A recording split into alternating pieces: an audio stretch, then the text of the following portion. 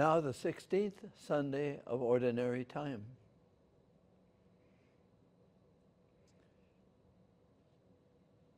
So we have the apostles returning, and they seem to be tired in Mark's Gospel.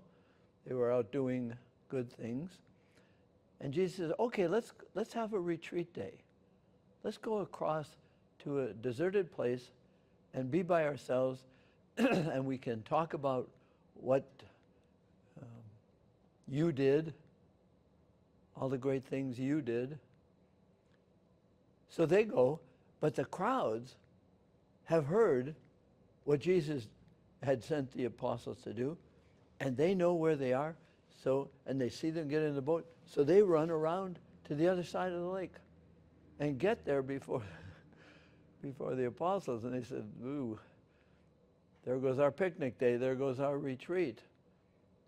And then Jesus sees them. There's a wonderful phrase. He sees them with pity. The real word is he receives them. He sees them with receptivity, open, available. He receives them as they are. Now, some are coming to see miracles. It's an event. But some come with deep need. Whatever they came for, they came with their lives. They wanted entertainment or healing or instruction or food. They come with what brings them inside. Jesus receives whatever they are, however they are, which leads me to reflect this week about, I haven't spoken much about this, but it's about prayer. And the apostles and Jesus were having prayer, and they were disturbed by the phrase says, the comings and goings. There were many comings and goings. Most of us suffer, in one way, from praying, and we have something about which to pray, a scripture passage or a situation, but then we get distracted. The Latin pulls us down. Tractor comes from that word, distraction. Excuse me.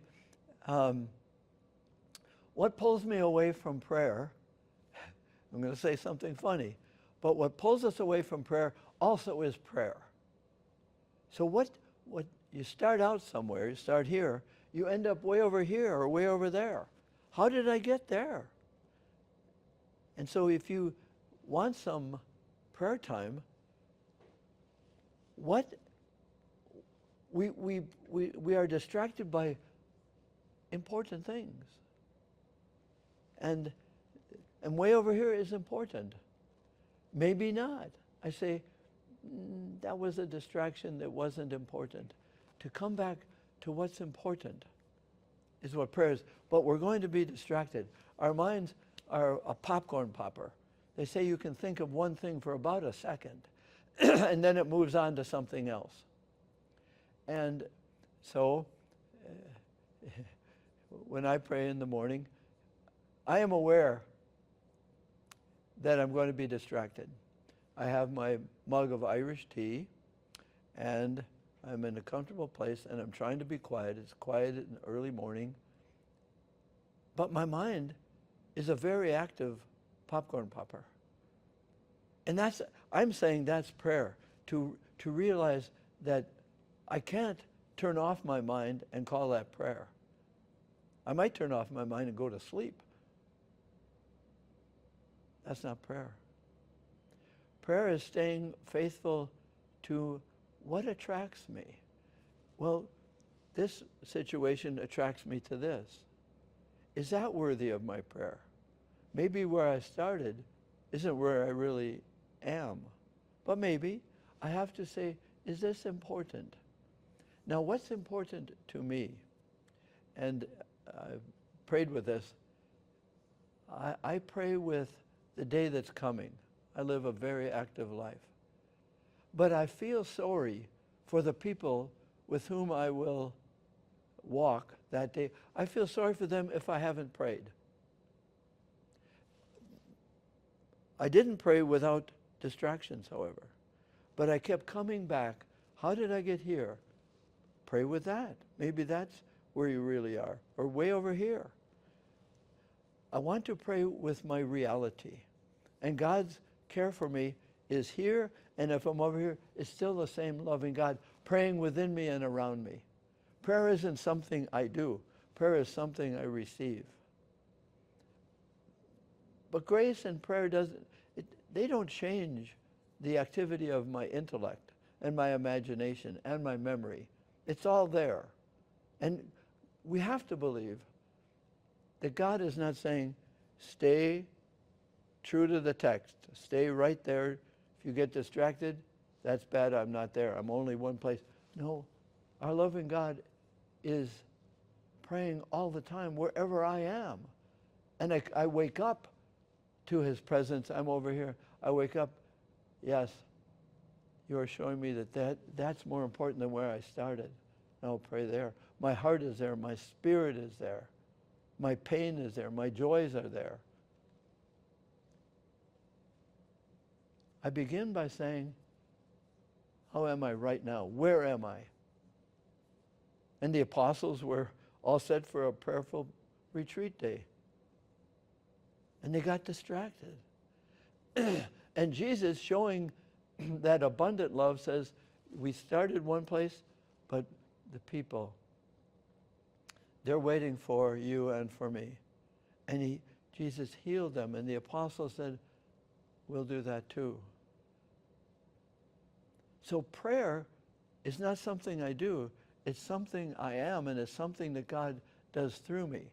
But I give myself time to receive myself and to receive God's love for me now, and when I'm here, when I'm there.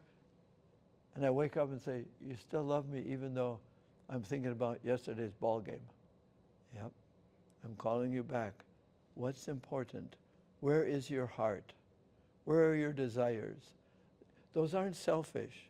That's where he is meeting us. Jesus meets us in our truth. I start with my truth, but I end up with, my truth over here. I'm still the same person. It's still the same unconditional loving God. Slowly, perhaps calling me back to where I really am. It's this simple. Love wants to be where the beloved is. I start here to be loved. I drift over here because that's my mind. Is the loving God still there with me? Yes. But calling me back little by little, gently, not accusing, not pointing at me. Get back. Get back to where you belong. No, you belong to yourself where you are, and I love you there. Distractions are invitations to be who I am. That's a strange way to say it. But the comings and goings allowed the apostles to be who they really were and to let Jesus be revealed to them. The object of God's love is the constant creation and recreation of each of us. Prayer gives us time to catch up with that creative love. As I said, I feel sorry for the people that I'm going to meet today if I haven't prayed this morning. Did I pray with distractions? Yes, but he kept calling me back. And sometimes I smile and say, yeah, that's who I am. I'm a drifter. I'm a distractor. And you don't tell me to get back in the boat and go back. You don't belong here. I belong, like the apostles, with the distractions of people's comings and goings in my heart, in my head, in my imagination.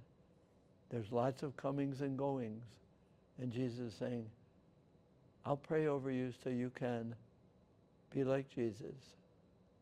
Touch, heal, listen, bless, feed, accompany. This is what the apostles did, is what Jesus did. So we receive the Eucharist and our prayer, the prayer over us, this is my body. You are my beloved. Now go and be who you are among my people.